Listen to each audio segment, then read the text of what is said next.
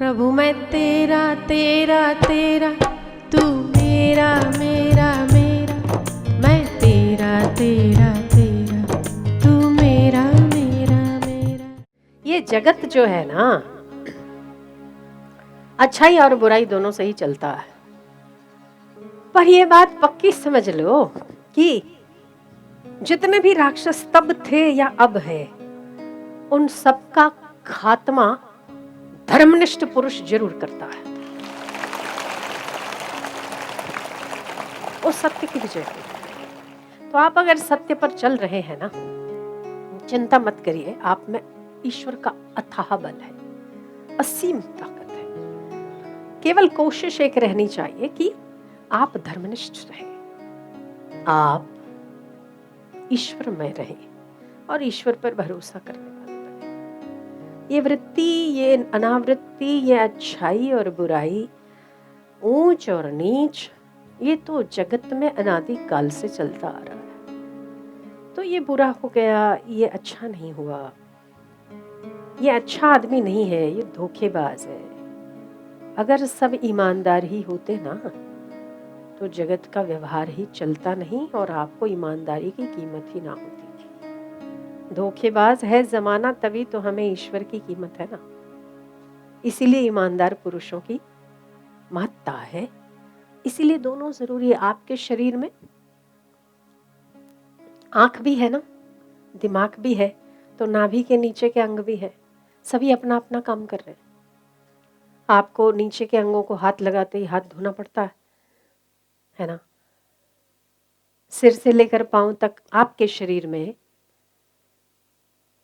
रुधिर है, रक्त है, मांस है, विष्ठा है, मल है, मूत्र है, सब कुछ है इसी शरीर में। ऐसे ही इस जगत में भी अच्छाई बुराई दोनों ही बराबर मात्रा में काम करती है। पर यह बात पक्की है कि जो धर्म के रास्ते पर चलते हैं, धर्मनिष्ठ पुरुष होते हैं, जो धर्म को अपना अभिन्न अंग मानते हैं, या जिसको ईश्वर के प्रति रुचि है या ईश्वर के प्रति आस्था है, उसकी व्यवस्था परमात्मा को कैसे करनी है वो उस पर छोड़ दो, करता जरूर है, करता जरूर। वृत्ति और उपरति, मतलब वृत्ति का उत्पन्न होना और उसका शमन होना। मैं अज्ञानी हूं और मुझे जानकारी है, ये दो अवस्था है। वृत्ति का उठना और वृत्ति का शमन होना, ये दो अवस्था है। हमारे ही भीतर अच्छाई का उठना और बुराई रहित होना, दो अवस्था है। ठीक है, मतलब अच्छाई और बुराई, वृत्ति का उठना, हर चीज की दो अवस्था है। ठीक है, धंधा किया और उसमें नफा और नुकसान हो गया, दो अवस्था है। या तो नफा होगा या तो नुकसान। नफा हुआ है तो नुकसान नहीं होगा, नुकसान हुआ है तो नफा नहीं होगा। वृत्ति उठी है तो उपरति नहीं है, और उपरति है तो वृत्ति नहीं है। वृत्ति का शमन है तब वृत्ति नहीं है, और जब वृत्ति है तब वृत्ति का शमन नहीं है। दो है, फिर भी दो में से एक ही काम करती है, दोनों एक साथ नहीं करती। मैं बहुत सुखी हूं तो इसका मतलब आप दुखी नहीं है, और मैं बहुत दुखी हूं इसका मतलब आप सुखी नहीं है। दो वृत्तियां हैं, पर फिर भी उस दोनों के बीच में एक ही काम करेगी।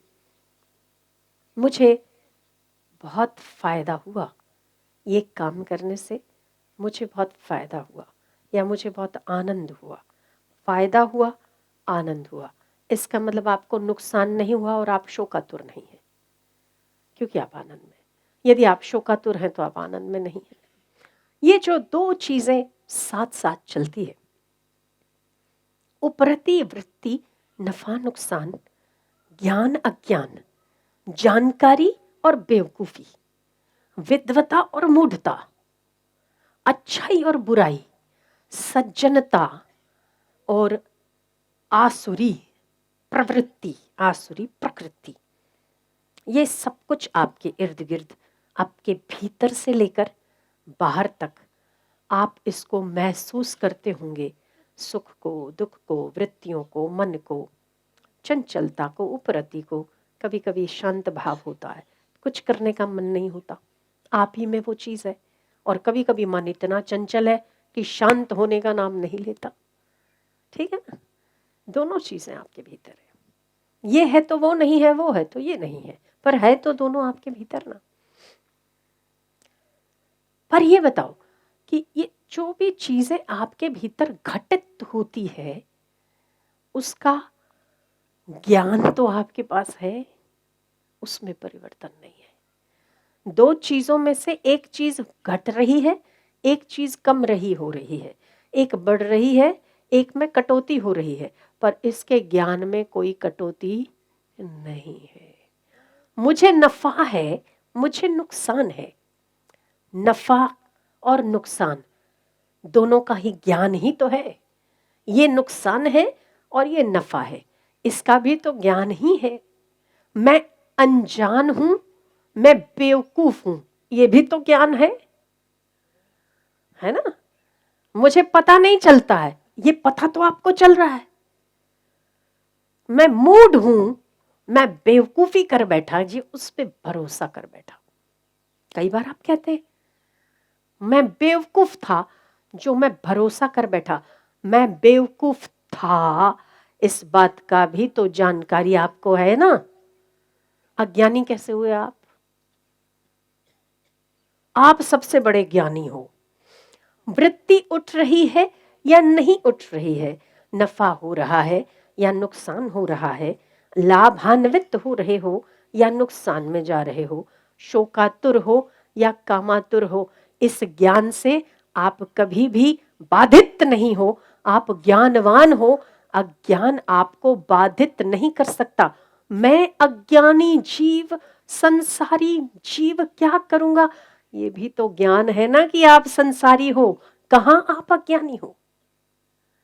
बस उपरति वृत्ति, नफा नुकसान, शोक गम, सुख दुख, और ये जो दो दो चीजें एक साथ चलती हैं, उन सब के भीतर आप अपने ज्ञान में यदि निष्ठ रहो तो आप ज्ञानी बने बिना भी नहीं रहोगे। इतनी सी यही ज्ञान है कि मेरी वृत्ति अभी अच्छी हो रही है, मेरी वृत्ति बुरी हो रही है, पर ये ज्ञान में तो आप टिके हुए हो ना, तभी तो आपको मालूम पड़ रहा है। पर हम क्या करते कि मेरी जो अच्छी वृत्ति है उसके साथ हम प्रसन्न चित्त होकर लपक पड़ते हैं। बुरी वृत्ति है, साधक खासकर जो बुरी वृत्ति है उसको मैं, ये बुरी मेरे भीतर उठी कैसे, उसको ठीक करने के पीछे आप लग जाते हैं। वो बुरी उसकी जगह पर है। इस पूरे शरीर में मैंने शुरू किया था कि अच्छाई और बुराई इस जगत में दोनों ही साथ साथ काम करती है। ठीक है ना? जिसकी जितनी वृत्ति प्रबल है वही उस पर जीत हासिल करती है। उपरति और वृत्ति, नफा और नुकसान, सुख और दुख, अच्छाई और बुराई, शत्रु और मित्र, दोनों साथ साथ चलते।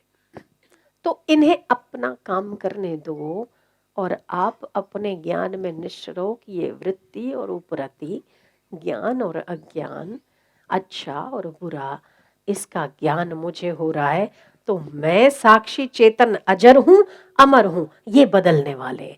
अगर हम इसमें निष्ठ रहते तो हम ज्ञानवान से कम कहाँ हैं? हम ज्ञानी ही तो हैं, वास्तव में हम ज्ञानी हैं। अगर ना होते तो हम अज्ञानी हैं, इसकी जानकारी कैसे होती आपको? है ना? मैं बेवकूफ हूं, मैं मूड हूं, मुझे कुछ मालूम नहीं पड़ता। अरे मैं तो सीधा साधा आदमी, अरे मैं क्या जानूं ये सब भगवान भगवान और आत्मा वात्मा की बातें। मैं सीधा साधा आदमी और मैं ये भगवान भगवान क्या जानूं? फिर भी तू जानता तो है ना? मैं क्या जानूं ये भी तो जान रहा है ना। तो आप कभी अज्ञानी नहीं हो, पर आपने अपने आप को अज्ञान से आच्छादित माना है। हो नहीं, माना है। मुझे नफा हुआ, मुझे नुकसान हुआ, मुझे फायदा हुआ, मुझे फायदा नहीं हुआ, ये भी तो ज्ञान है। तो आप उस ज्ञान में अविचल अगर सदैव स्थिर रह सकते हो, वृत्ति और उपरति को समत्व से देख सकते हो, तो आपसे श्रेष्ठ पुरुष इस संसार में और कोई कहाँ मिलेगा। घाट वाले बाबा जी तो कहते थे कि आपको समझ में आए कि ना आए, ये बोला करो कि मैं मुक्त हूं। भेजा में उतरे कि ना उतरे, हूं बोलवानू, पता पड़े कि नहीं पड़े, क्या बोलने का, खत्म बात। वास्तव में इतने दुर्लभ मनुष्य जन्म का उद्देश्य क्या हो सकता है? पैसा, परिवार, भय, मैथुन, काम, क्रोध, उपार्जन, भोजन, क्या हो सकता है? कुत्ते तो कहीं इंटरव्यू देने नहीं जाते, फिर भी 2 वक्त की रोटी खाते। आपको तो देने जाना पड़ता है। कुत्ता नहीं कहता मैं उस घर में कर रहा था, इतने साल का एक्सपीरियंस है, रख लो साहब। कोई इंटरव्यू में किसी कुत्ते ने, गाय ने नहीं कहा फलानी गौशाला में मैं इतना दूध दे रही थी, आपकी गौशाला में 1 लीटर ज्यादा दूंगी। कभी नहीं कहा गाय भैंसों ने, बकरियों ने कभी नहीं कहा। उसे भी भोजन मिलता है ना। फिर अगर हमने इंटरव्यू देके 2 वक्त की रोटी उपार्जित कर ली तो क्या बड़ी बात कर ली, कौन से तीर मार लिए। रोटी लंगोटी तो परमात्मा ने देनी है, ये तो उसका वादा है ना। भिखारियों को भी दे देता है। कभी कभी भिखारियों के घर रेड पड़ जाती है आजकल, और देखो तो लाखों का सामान मिलता है। जितना एक मिडिल क्लास के घर नहीं मिलता ना, उससे ज्यादा भिखारियों के घर मिलता है, पता है आपको। फिर टीवी, एक तो कुछ हम किसी एक उसमें गए थे, अपने झुग्गी झोपड़ी में जाते ना बांटने के लिए, तो बांटने गए तो मुझे आदत है ना किसी की भी झुग्गी में अंदर चले जाते। ओहो, झुग्गी नहीं थी, महल था। बाहर से केवल प्लास्टिक डला हुआ था, फ्रिज भी थी, कलर टीवी, वो भी कितनी, इतनी 56 इंचा, इतनी छोटी सी झुग्गी और उसमें 56 इंचा टीवी। तो शायद आपसे ज्यादा उनके पास माल है। आप तो भीख नहीं मांग सकते, वो तो मांग सकते हैं बिंदास।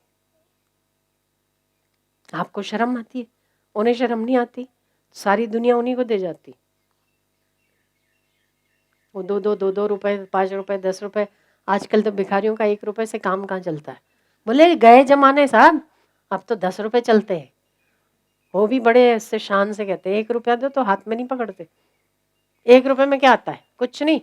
गए जमाने, अब तो 10 रुपए चलते हैं, 1 रुपए में चाय भी नहीं मिलती। तो जो उनके भाग्य में है भीख मांग कर मिल जाता है, जो भाग्य में है वो पशु पक्षियों को बिना भीख मांगे मिलता है। वो कौन से द्वार पर दरवाजा खटखटाने जाते हैं, फिर भी तो मिलता है ना। उसके लिए धन उपार्जन के लिए पूरे जीवन को खराब कर देना क्या बुद्धिमानी है?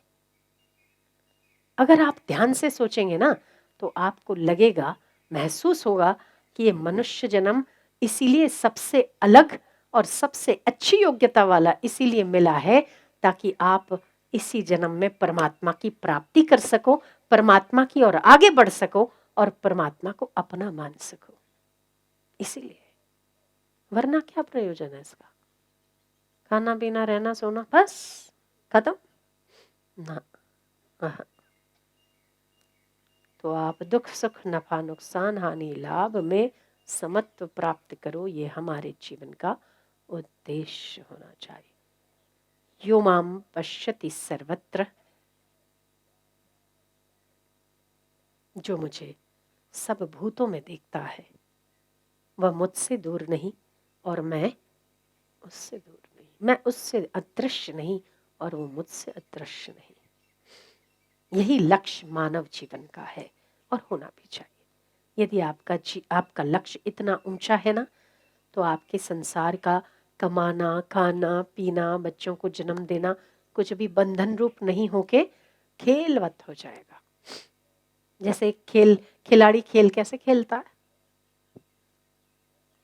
खेल का आनंद लेता है, पर फिर भी जब खेल खत्म उससे निर्लिप्त हो जाता है। डूब नहीं मरता उसमें। तो इस खेल को खेलना चाहिए, पर उस मर्यादा में जिस मर्यादा में शास्त्र और महापुरुष निर्देश करते हैं।